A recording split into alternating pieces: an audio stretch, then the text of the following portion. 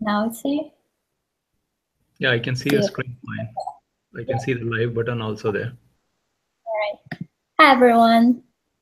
Thank you for joining our webinar today. If you want to get more involved in our activity, please consider joining our as a member of American Statistical Association and Stats in Marketing section. Today we have Professor Anuj give us talk on analyzing multi-channel operations. Professor Kinshuk Jerath has a time conflict, so he can't join us today. I'm sorry for that. A little introduction of Anuj. He is an assistant professor of information systems and management at the University of Florida. And he got his PhD in information system management from Carnegie Mellon University.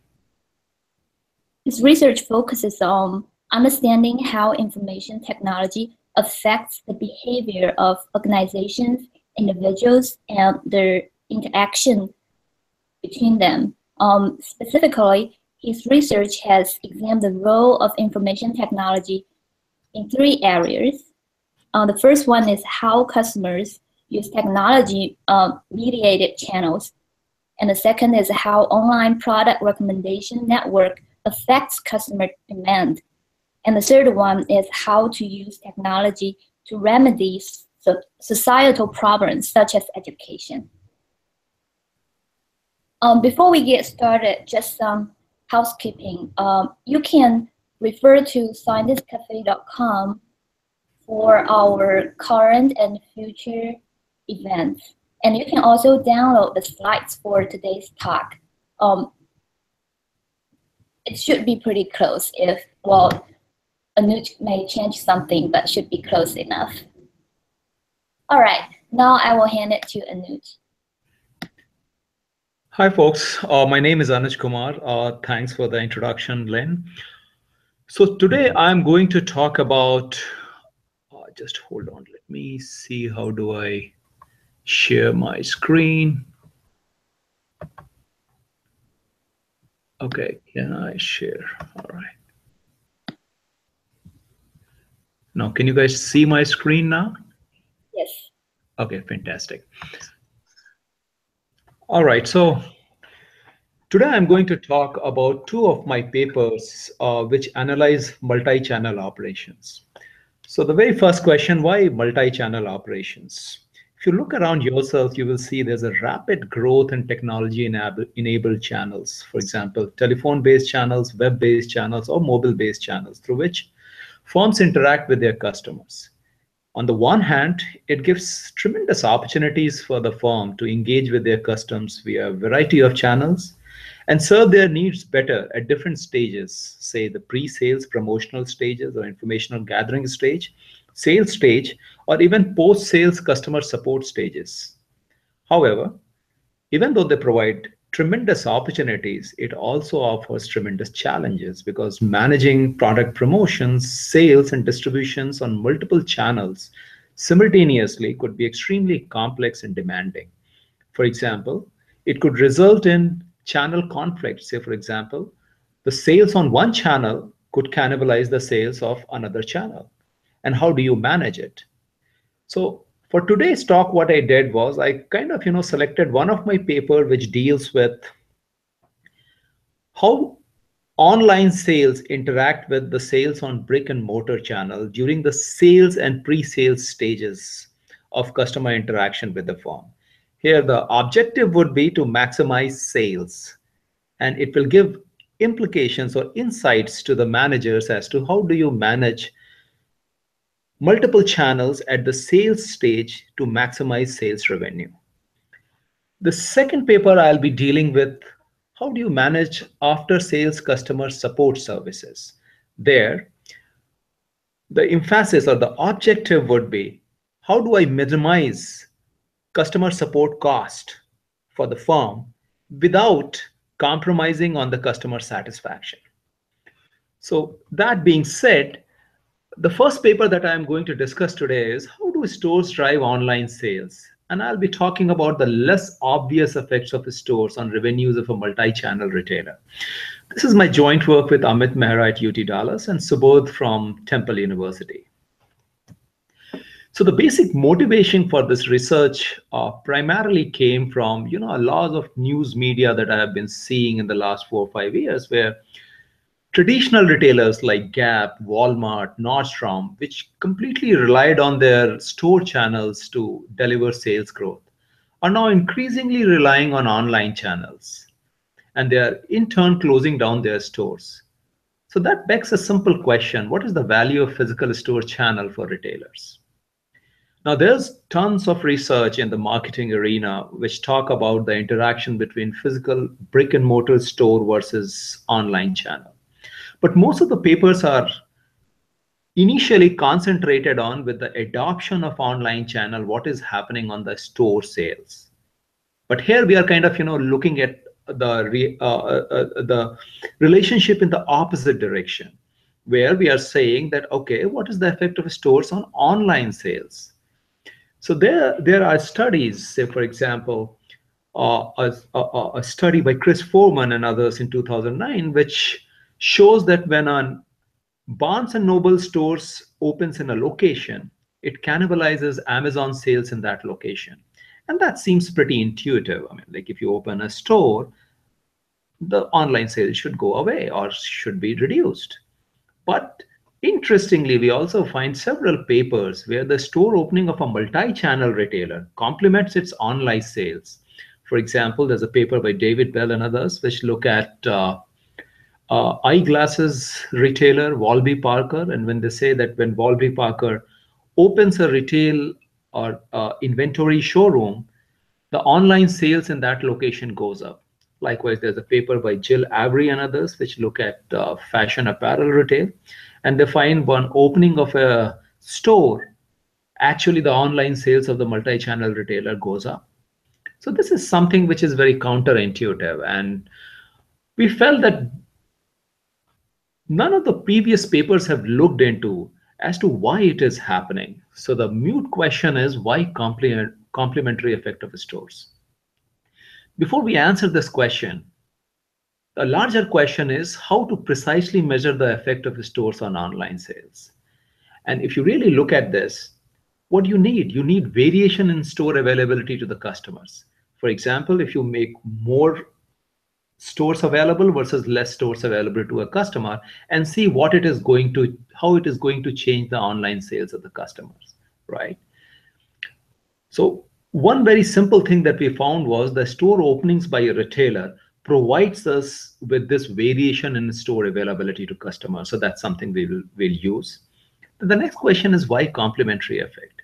If you really want to understand the underlying cause for the complementary effect, then we have to go down at the customer level data, where we compare the customer level online sales before and after the store opening, and then see what is happening. So essentially, in this research, we are going to look at why and how the complementary effect of stores. And this will inform managers to design appropriate strategies to optimize the benefits of stores.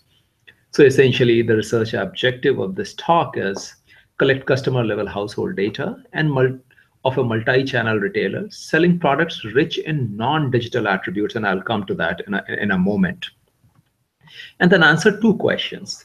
Estimate the causal effect. Causal effect means I'm going to say that, yes, this effect is caused by the retailer store openings alone on the online purchase behavior of its existing customers. So kindly take a note of the underlined words or phrases, because this is something that we are really going to find out from the data.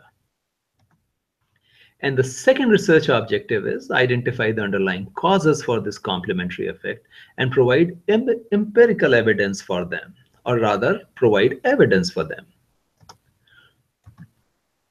So we are going to talk about two types of underlying causes which could lead to the complementary effect of stores on online sales. And now I'll talk about non-digital product attributes. So non-digital product attributes are the attributes which cannot be evaluated by the customers in digital environment, that is online environment. And essentially customer requires physical inspections to evaluate these products. A simple example could be, say, an apparel. Unless until you wear an apparel, you would not know as to how it falls on your body, what is the size, whether it fits you, what is the feel, what is the texture. So it's the touch and feel kind of a thing is nothing but a non-digital product attributes. So essentially, stores are very well suited for physical evaluation of non-digital product attributes. And if we are thinking about these traditional retailers, say for example like Nordstrom, Macy's, JCPenney, if they open a store near customer, the easier store access can help customer do higher product evaluation in stores. And again, think like that, that if I do not have a Macy's store near me, then perhaps I will not even consider Macy's products. I will not even acquire information about Macy's product because I cannot evaluate them and I cannot evaluate them, so I cannot buy them. And when the Macy's store opens near me, suddenly, I can evaluate those products in store, and hence I'll start engaging with Macy's products. And once this engagement increases, obviously it is going to increase my purchase intention. And if my purchase intention increases because I can evaluate those products in store, then naturally it should lead to higher store purchases. However, there may be a variety of reasons when even after having evaluated the products in the store, I may not be able to purchase or I may not prefer to purchase in store. For example, the product of a specific size or color is not available in store, or it was a non-planned product purchase. I had not really planned for purchasing that product, but I like the product while evaluating it in store, but I have the budget constraint. And maybe I would like to, postpone this purchase after having evaluated it. The second thing could be, say, for example, it's a not planned purchase. So maybe I would like to see the competitors' offerings also before I actually purchase the product. And hence I may delay the product purchase. The other options could be, I would like to consult my significant others, my families, before I actually make a purchase. So you can think about a variety of reasons where after having evaluated the product in store, a customer may not purchase it then and there itself. And in some of these cases, a customer may prefer to make an online purchase from the comfort of her home subsequently, once they have consulted their significant others, or when their budget constraints are over, or when they find the product of suitable size in the online assortment of the retailer. So essentially, what we see is that if I can show the association of higher online purchases with higher store interactions for a customer, it kind of gives an evidence of the store engagement effect that I talked about. So this is something that we would be looking for.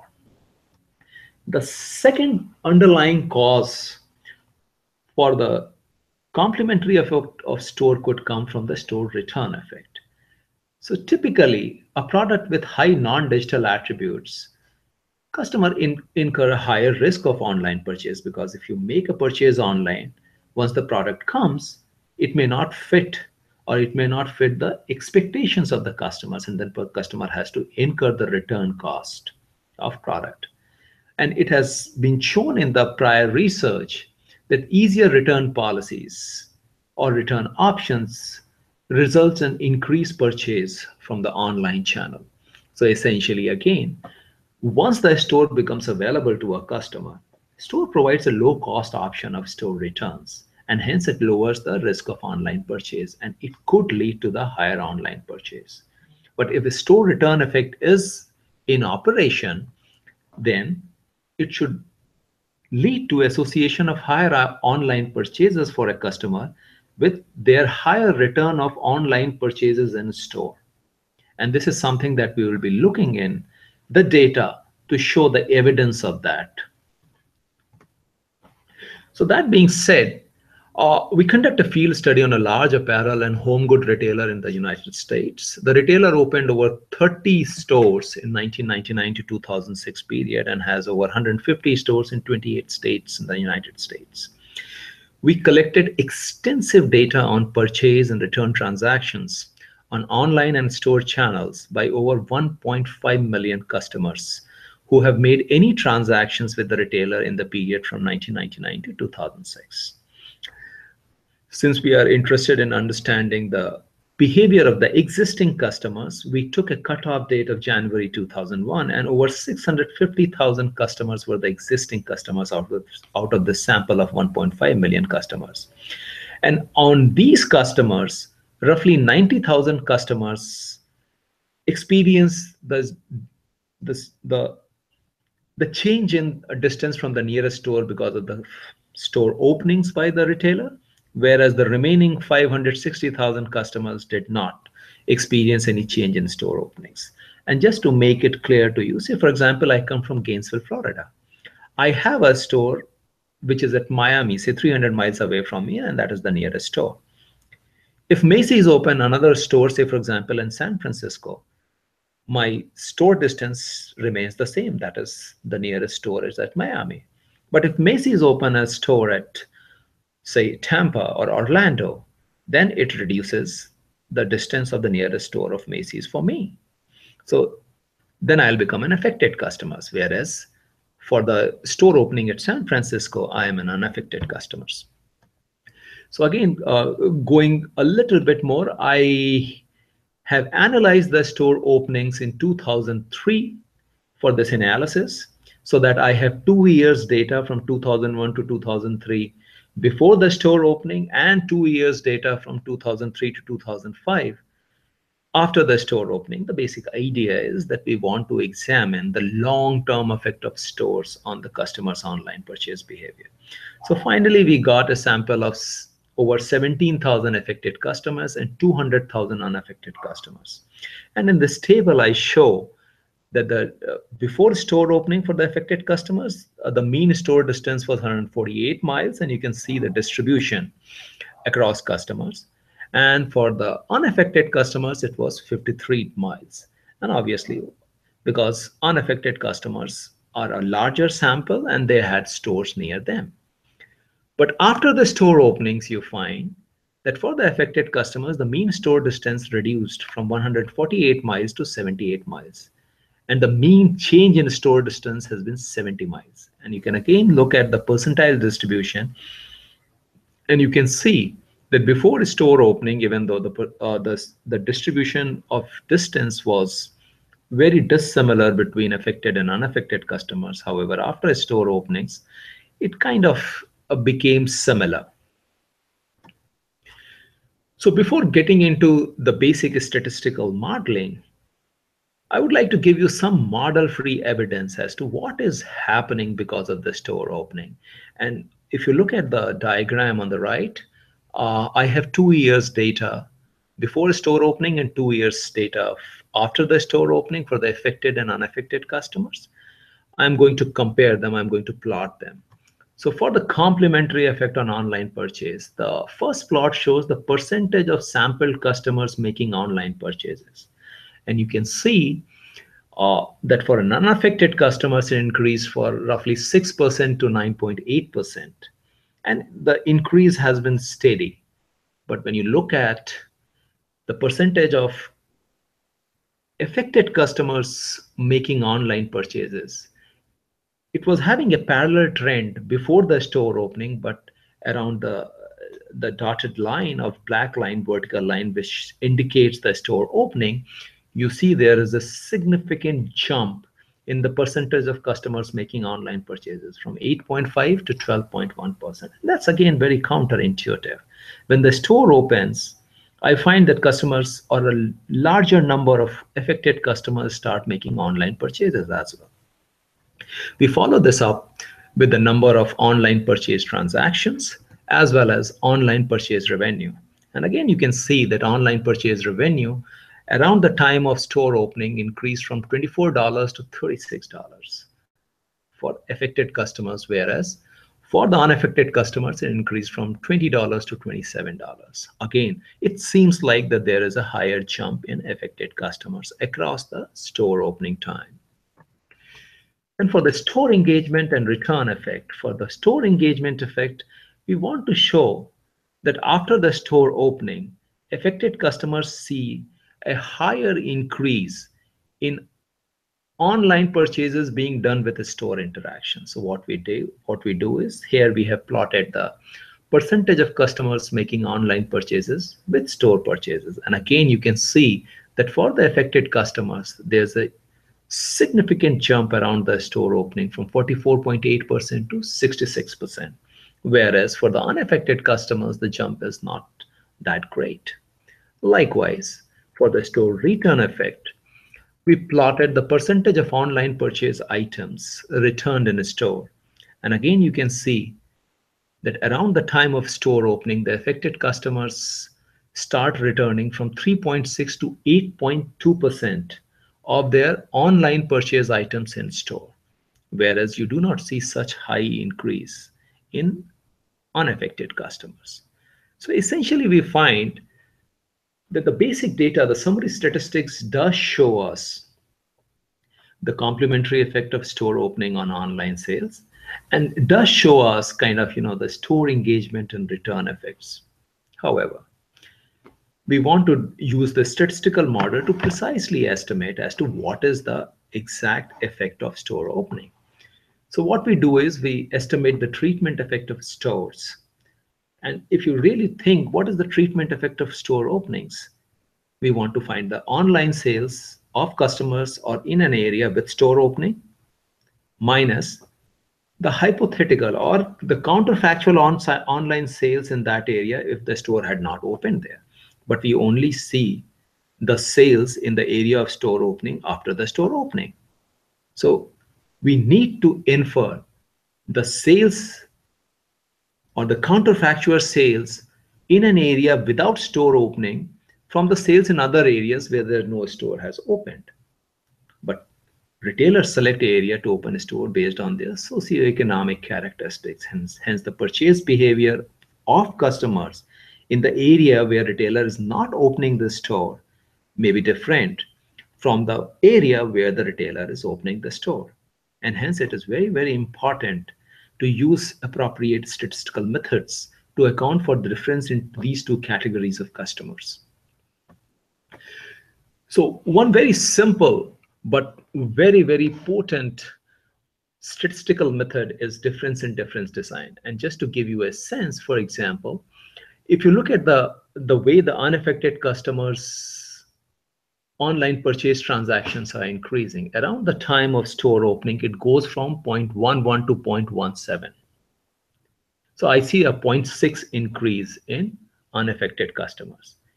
If I do not account for that, if I only look at, say, for example, affected customers increase in store sales, I find that if it is going from, say, 0.17 to 0.24, or say, if I look at the average value before versus average value after, the average value before is roughly 0.15 and the average value after is 0.27. So it seems like there's a 0.12 increase in online purchase transaction if I disregard the unaffected customers. But I do see that the unaffected customers are also increasing their online purchases from 0.10 to 0.18 or 19. So this basic idea is incorporated in difference in difference design. So what I do is I take the change in purchase from post to prior to post period for affected customers, and likewise I take the difference of purchases from prior to post period for unaffected customers, and then I take the difference in these two differences. That is why it is called difference in difference estimator. By taking this difference in difference, I account for the other factors that could increase or affect the purchase behavior of the two group of customers similarly. Now the second problem is, but these two group of customers are not similar. So the affected customers are different from the unaffected customers, and hence we have to use what is called as the matching estimator. So in matching estimator, for example, we take one affected customer, say customer I, and we infer the counterfactual purchase behavior of affected customer I from the behavior of a sample of unaffected customers JI having similar purchase behavior in the pre-treatment period. So now essentially, if you look at this formula, it's very simple. What we are doing is we are looking at the purchase behavior of customer I, who is a treated customer, and we are differencing out the average of matched unaffected customers of customer I.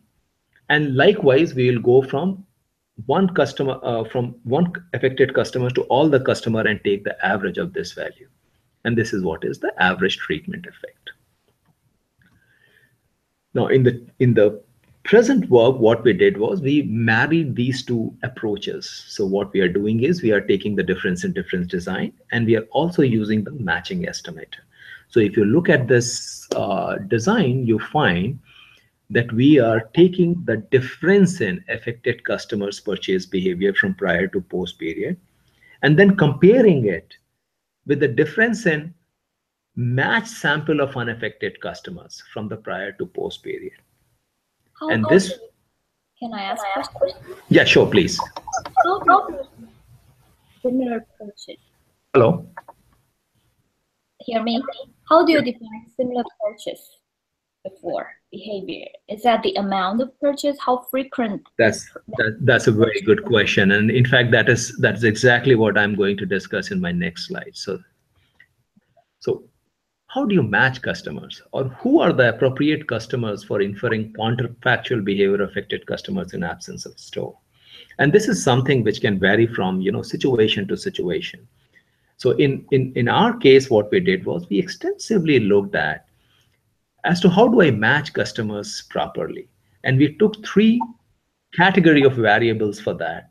So what we did was we say that customer who exhibits similar purchase behavior prior to store openings in the unaffected category to the affected category.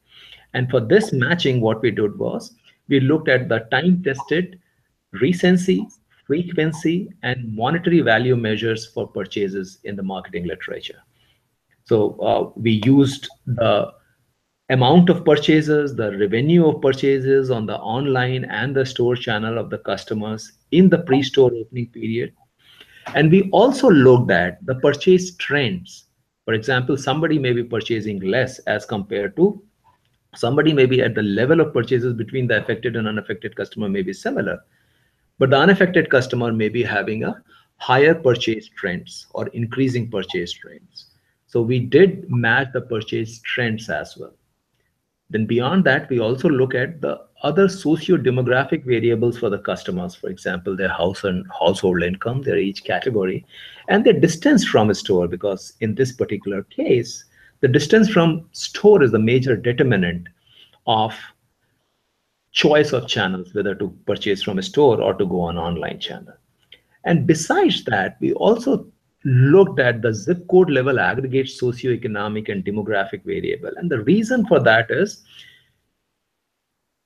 that the choice of opening a store by a retailer is driven by these aggregate socioeconomic variables. They are not looking at individual customers. And hence we looked at the change or the trends in population, median age, income, computer and internet usage, or the apparel preference index at the zip code level. And we matched the affected and unaffected customers on these variables as well. So suffice is to say that we have used over 21 variables to match the affected and unaffected customers in this work. Now I would like to, so once you have matched the customers, then there are a variety of statistical methods available to you that you can use. One kind of a matching estimator could be parametric matching estimators, where we use what is called as the propensity score matching. So in this particular case, we use the inverse propensity score weighted least square estimators. So propensity score is nothing but the logit probability of treatment giving matching variables xi for customer I in the pre-opening period. So we compute the logit probabilities for all the affected and unaffected customers, and we then match them based on their probability of getting the treatment. And in this particular case, what we do is we compute the weight. A weight is a treat divided by px, or the propensity score, plus 1 minus treat divided by 1 minus propensity score. So what this formulation does it, that if a customer is affected customer, that is, he gets a treatment, then treat is 1. Then the weight will be the inverse of the propensity score of treatment. If the customer is an unaffected customer, so treat will be 0. As a result, 1 minus treat will be effective in this weight formula. So we are going to inversely weight it with 1 minus propensity score, or the propensity of not getting the treatment. And then we use the simple regression where treat is the indicator variable for treatment, post is an indicator variable for the post store opening period, and we are interested in beta 3, that is the interaction terms coefficient. That will estimate the treatment effect of store openings. The other kind of matching estimators which are prevalent are non-parametric matching estimators. So in this particular case, we have also used something what is called as the quotient exact matching estimator. And here the idea is very simple. Now what we do is, for all these pre-treatment variables X, say 21 of them, we created bins for each of these variables. And we match the affected customers with unaffected customers so that they fall in the same bin for each variable. Well, if you make very small bins, then perhaps you will find no matching for an affected customer. So what you have to do is you'll have to keep on changing the size of the bin so that you have sufficient number of matching between affected customer and unaffected customers. And once again, this is a very, very flexible method, because you can, if you increase the size of bins, you will have more matching, but the quality of matching will deteriorate. If you decrease the size of bin, the quality of matching will be very good, but maybe you will not have many matched unaffected customers for each affected customers. So this is, again, most of the statistical softwares, they allow you to do this. And they are the canned routines that managers can use. And again, we use the difference in difference with the matching estimator for estimating the treatment effect. All right, so quickly going on the results. So we find that treat into post, that's the interaction coefficient of the interaction variable that we are interested in. A positive and significant estimate basically shows that with store opening, the online purchase probability, online purchase quantity, and online purchase revenue, they are all increasing because of the store openings. After controlling for the differences in the affected and unaffected customers, and after also controlling for a variety of unobserved factors which may be equally applicable to both affected and unaffected customers. So essentially what we find is that the online purchase revenue is increased by 6.5 or $6.6, which is roughly 29% increase over the pre-store opening period mean value of $22. Then we talk about store engagement and return effect. Once again, we find that the store engagement effect, that is the probability of store purchase given online purchase, the coefficient is positive and significant. So what we are finding is that because of the store opening, the probability of online purchase with in-store increases for affected customers. And this is a direct evidence of store engagement effect. And we also find that there's a higher increase in proportion of online purchases or percentage of online purchases returned in store. That is, again, a clear indication of the store return effect. So to conclude, what we find is that a store opening results in $4 of net online increase in revenue. Mind it, we said that the total online sales is increasing by $6.5, but if you take away the online purchase return in store and the online returns, then the net increase in online sales is $4. And the net store sales is increased by $48.35. So the store engagement and return effects, we find evidence for these two phenomena that we discussed. And if I take the total effect of a store opening, it leads to $7.25 million gain in store sales from existing customers and $0.6 million gain in online sales from existing customers. Now, one of the major thing that we are very concerned with is what are the managerial implications.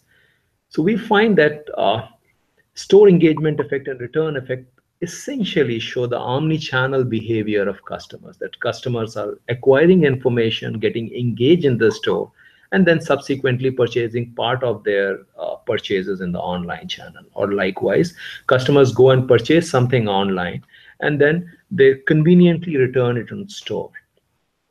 So essentially, managers need to understand this omni-channel behavior of customers, and they can use a variety of different strategies. Say, for example, the manager should design cross-channel worker incentives. If a worker is leading to, or a salesperson in a store is leading to an online sales, then he or she should be compensated for that. Likewise, design event to increase store foot traffic, because stores, at least for the goods of or the products which have non-digital attributes, leads to higher engagement of customer with the retailer's brand and enhance customer in-store experience.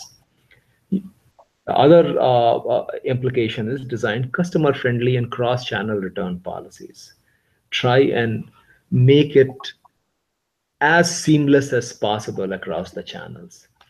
And if store opening is exorbitantly costly for the firm, that firm should also explore the possibility of opening low-cost return centers where the customers can return the products. So at least the firm can get the benefit of store return effect.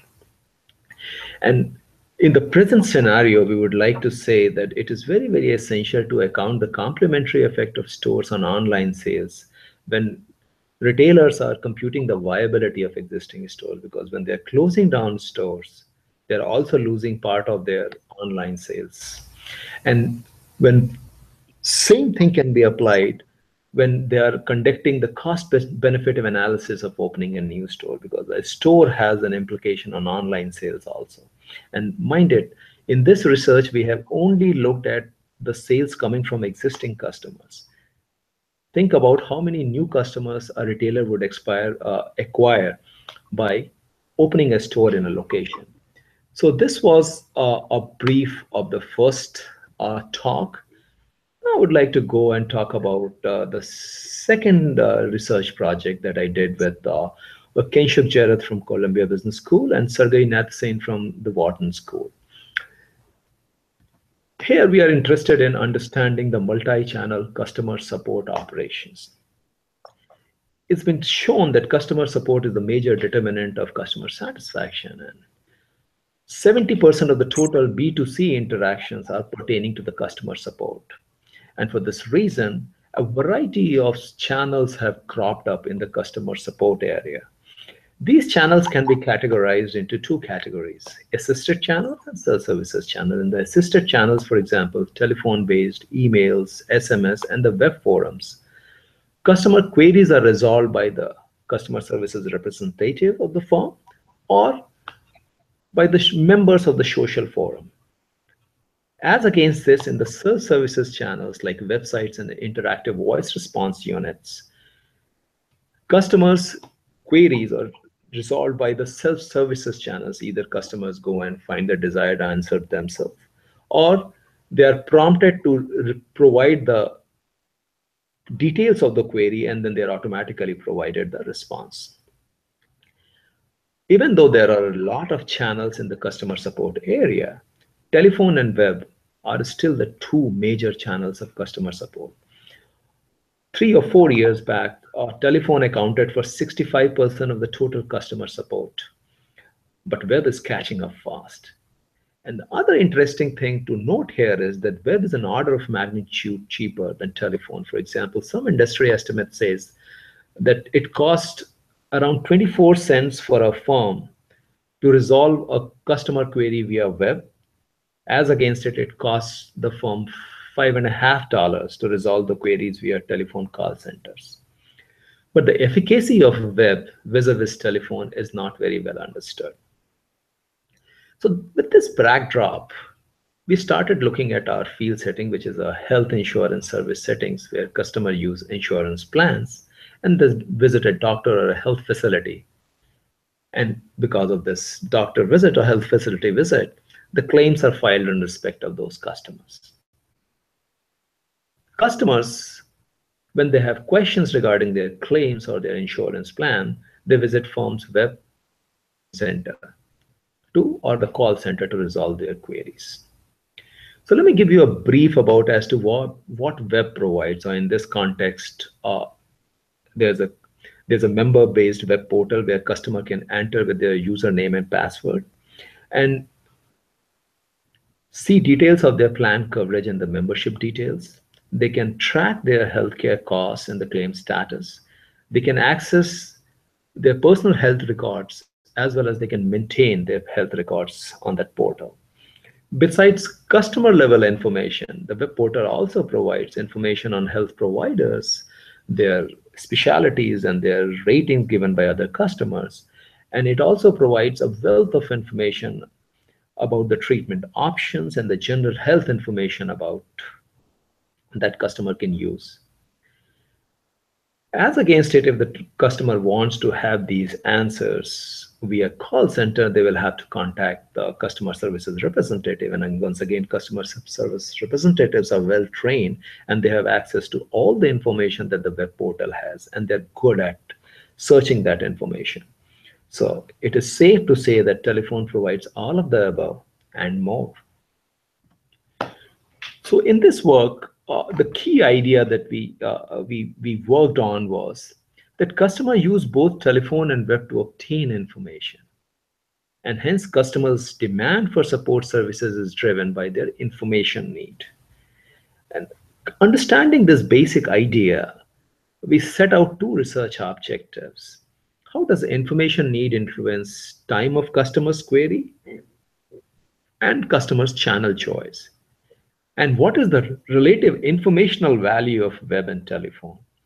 And we needed to answer this question, or we kind of, struggled as to can we estimate these answers to these questions from the call center data? So let me just dive into the model.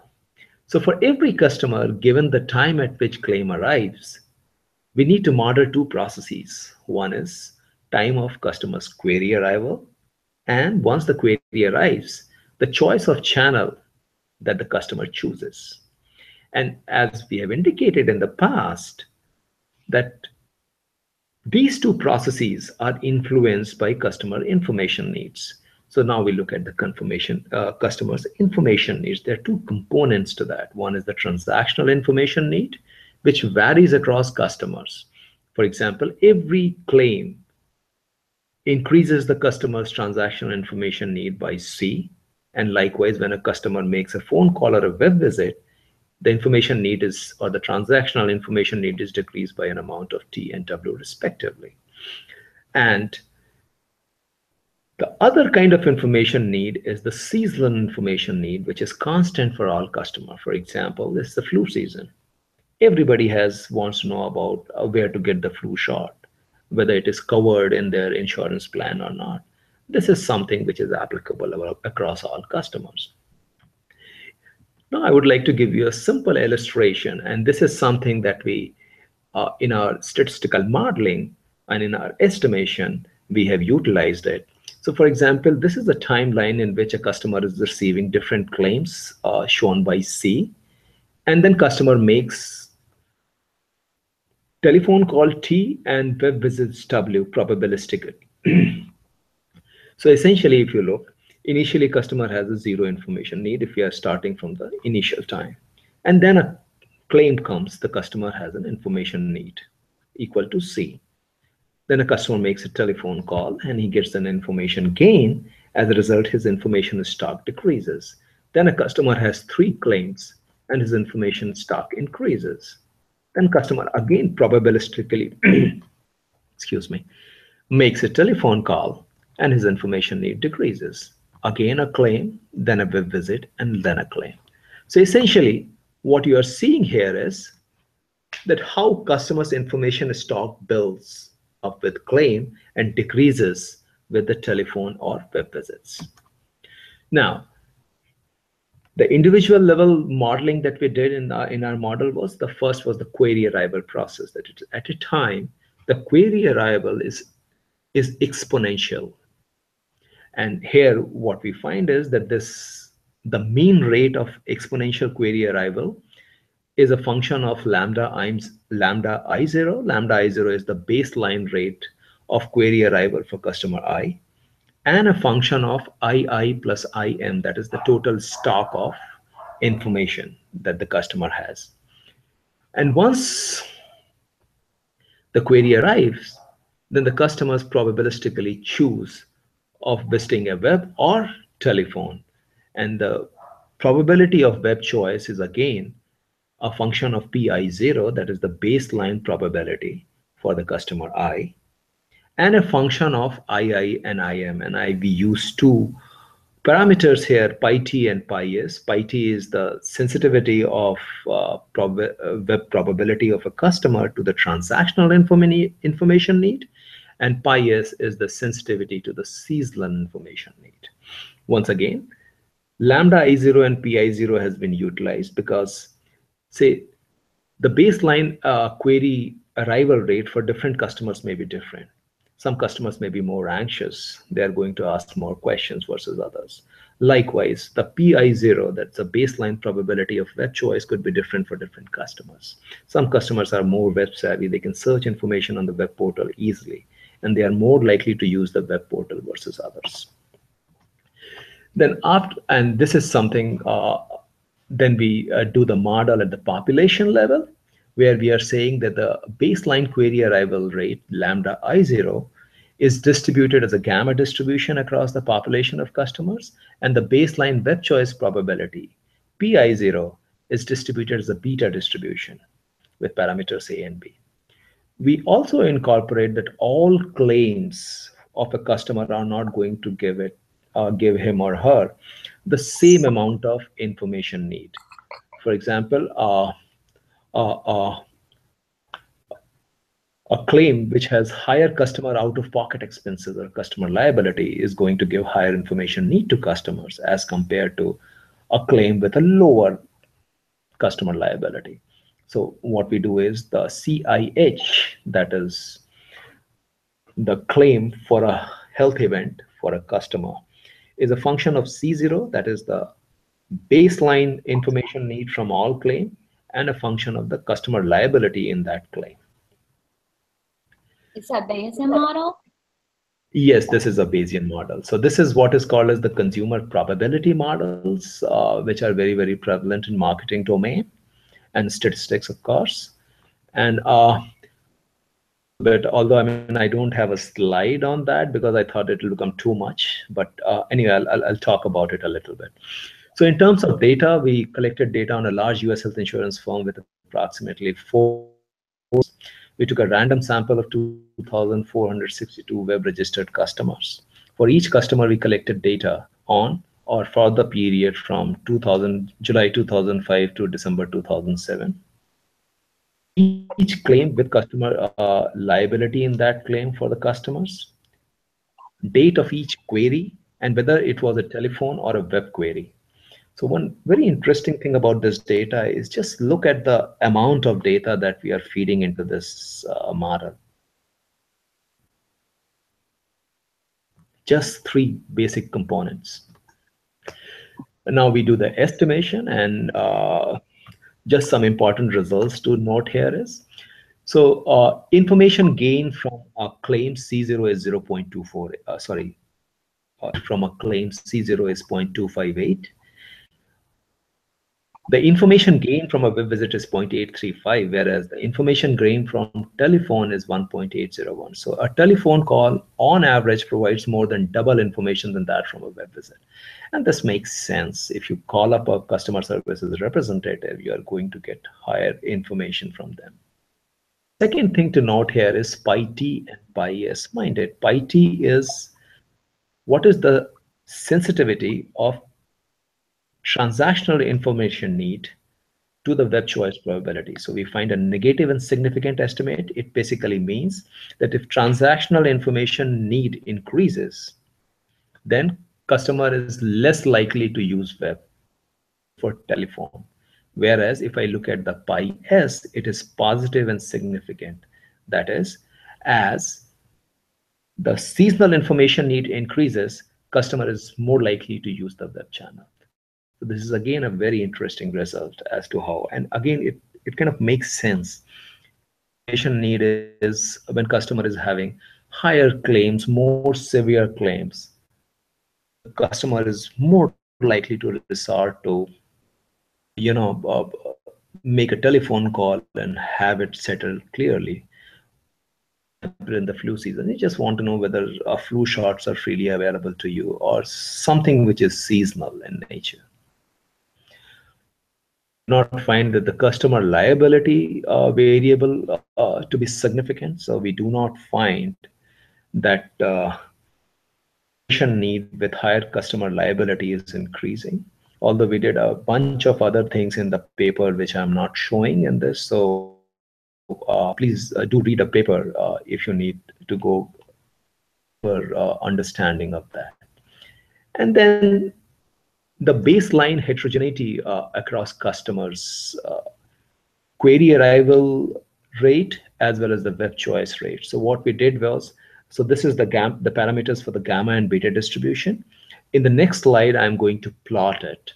So for example, we find that the distribution of baseline query arrival rates is highly skewed. That is the histogram that you are seeing on the left side. And again, it makes sense. A lot of customers are not really making any calls, or not really putting up any query, whereas a long tail or a very small portion of customers are making a lot of queries. And the median query was 2.27 queries per year. On the right side, you have the beta distribution of web choice, baseline web choice probability across customers. And you can see that there are two edges. There's heavier mass on this distribution, and that kind of clearly shows that there are, the web choice probability, the baseline web choice probability across customer is polarized. There are web seekers and web avoiders, and the medium web choice probability is 0.36 in our sample. The basic idea of doing this modeling was to be able to predict our customers' calls and customer web visits more precisely. So what we did was we divided our whole data into a training period and the testing period, or the in sample and out of sample prediction period. So we used the 2-year data from July 2005 to June 2007 for training our model. And you can see the in-sample prediction error, that is the MAPE that I'm showing. The info stock model, the information stock model, consistently does better on predicting the total number of queries, the telephone queries and the web queries, as compared to the benchmark model in the literature. So in the benchmark model, what we did was we just did not incorporate the information stock. But other than that, we have incorporated every other thing, like the exponential query arrival rate and the Bernoulli web choice probability, and all other things that we taken into account. And then we use the out of sample period from July 2007 to December 2007. That's the 6-month period, and try to make an out of sample prediction based on the parameter estimates on our trained model.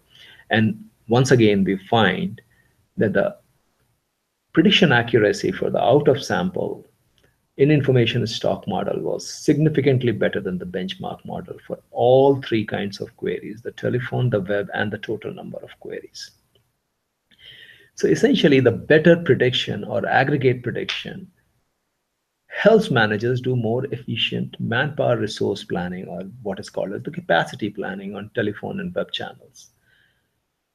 What it does is that it reduces the CSR cost, or the customer services representative cost, because if we are not unnecessarily putting excess customer services representative, then we are saving on customer services representative cost. And on the other hand, say for example, if the model underpredicts the customer services representatives. And because of the less CSR deployment, it could lead to call blockage or call abandonment from the customers at the call center. But with more precise prediction, we also reduce the call blockage and call abandonment rate. So overall, this is a very good model which helps do both the things, reduce the customer services cost at one end, but not at the expense of reducing the customer satisfaction in terms of higher call blockage rate and call abandonment rate. But aggregate predictions have been talked about in a variety of other, OR models. What our model does something very different is the individual level predictions. Mind it, the information stock of individual customers. And based on that, we are estimating as to when a customer will call or go to the web visit. So it is intuitive that with this kind of information stock modeling, our model should make superior individual level predictions. So this is a simple matrix in which we calculated the month-to-month true positive, false positive, true negative, and false negative percentage for the benchmark model and then for information stock model, and then we averaged it over for the 6 months. So true positive basically means the percentage of correctly predicted calling customers, and false positive means percentage of incorrectly predicted calling customers. And again, here you see that the information stock model does significantly better as compared to benchmark model. So just to give you a sense, say a true positive information stock model is able to correctly classify 86.6% of the calling customers as compared to the benchmark model, which is 66.2. One managerial insight in this is if you can find out who are the customers who are going to call, and if you can preempt those calls by having your CSRs call those customers in the non-peak time, then you can significantly reduce the call center cost. But then again, look at the false positive. False positive is when you are incorrectly predicting the calling customers. The information stock models does 10.7% as compared to the benchmark of 27.3. Again, this is a very important matrix. Incorrectly predict a non-calling customers and calling customers, and if you make him a call, it may lead to irritation to a customer, or a customer may just get psyched.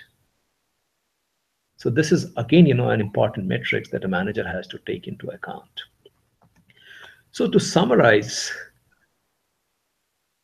this paper talks about that how probabilistic model based on customer information stock or information needs provides significantly better predictions, both the aggregate and the individual level, provides valuable insights in customer channel choice and the information value of different channels which managers can utilize. The information stock model can significantly reduce customer support costs and increase customer satisfaction, as I have shown in the aggregate as well as the individual level predictions. And this is a highly flexible model. This model can be easily extended to include more customer support channels. For example, if you want to include SMS-based channel also into it, it's just trivial. You can just have another channel. So instead of a Bernoulli's choice of channel choice, you will have a binomial choice or a multinomial choice. And interestingly, this can also be extended to traditional marketing settings. For example, you can understand the relative efficacy of contacting customers via a variety of marketing channels like catalogs, personalized offer, targeted advertising, etc. That brings me to the end of my talk. I'll be very happy to take on any questions, any suggestions that you guys have. Thank you. There's an echo. There's the voice is not. Yeah. Okay. Now it's good now. For the second paper, which tool did you use to implement BSM computation? Which tool? Okay. Like R, or you use Python to implement? Oh, so I use MATLAB. Oh, okay. Yeah, because you see, the thing is, MATLAB is very good for dealing with matrices. Yeah. So the likelihood function, so if you go to the paper, the likelihood function has become extremely complicated. And I have not, I mean, like I have used the decay parameter, so information decay parameter also into it. Do you need to rescale it? Since a lot of probability multiplied together, the number will be very small. Do you have to rescale it to be able to use that number for a likelihood function? Yes. So you are seeing that. So only few customers, so it's highly skewed. It's very long tailed. So let's say very few customers make queries, versus a majority of customers do not make any query. So you do see them, but so a little bit on Bayesian modeling. So I use the hierarchical Bayes here because see, we have individual level parameters and we have population level parameters. So if you go back into it, see, this is the population level parameters where I'm saying that lambda I0 and pi0 is distributed across the population. But then you have a variety of individual level parameters, which are like say C, W, T, based on their customer liability, pi T, pi S. So I created the Markov chain, Monte Carlo chain. That's what's called as the MCMC chain, and sequentially use the Metropolis hasting algorithm to sequentially draw those parameters. Does it mix fast or it takes long time to actually convert? It takes so in my case it took me almost say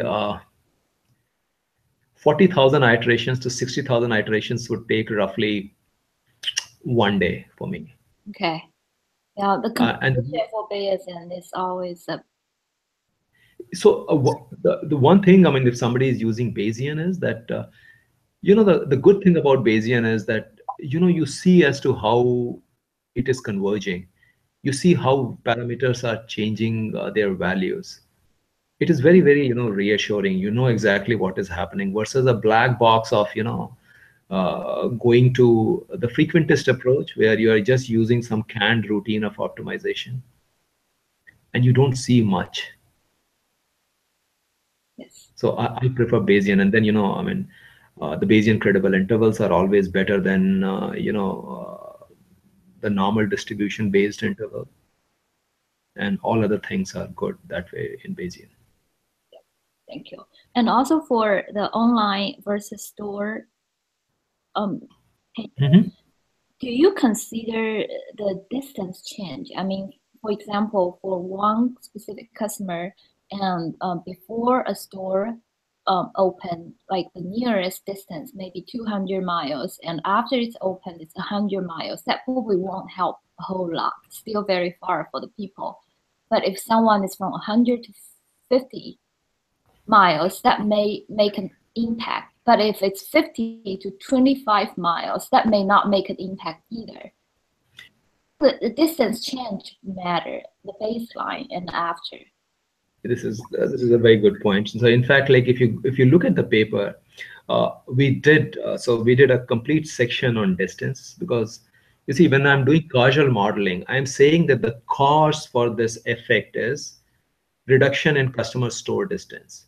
So what we did was, so because at the individual customer level, we also observe not only whether the distance has been reduced or not, but how much distance has reduced. Mm-hmm. So we also show that how it is how these effects, the complementarity as well as the engagement and return effect, are increasing with the increase in reduction in store distance. And perhaps what you are saying is that the customer who is has a store, say for example at 40 miles, if Yeah, another store opens which is at 20 miles, yeah. make much of a difference. We do observe that, but No, the not only much difference. Yeah, Right. but the only thing is, think about it. There are very few occasions where you will find that a firm will or Macy will open a store, another store area. So Yeah. typically, if you look at the distribution of reduction in store distance, you will find that there's a significant reduction in store distance for majority of customers. That makes sense. Yeah. Yep. Thank you. Let's see if we have further questions. I think that's all the question. And by the way, if you want to download the paper with my slides, you can actually go to the website to find the paper you are interested in. All right. Thank you, Anuj. Yeah, so the papers are available on my website, and you can just simply go to the home page and you will see a download button, and you can just click on it and download the papers if you wish to. All right. And I made few changes. I cleaned up the slides a little bit. So if you want, I can send you this, and you can update it if you want to. Okay. Yep. Send it to me and I will update it. Thank you. All right. All right. All right. Thank you very much, folks. It's been a rewarding talk. Thanks a lot. Yep. Thank you, everyone. And bye bye.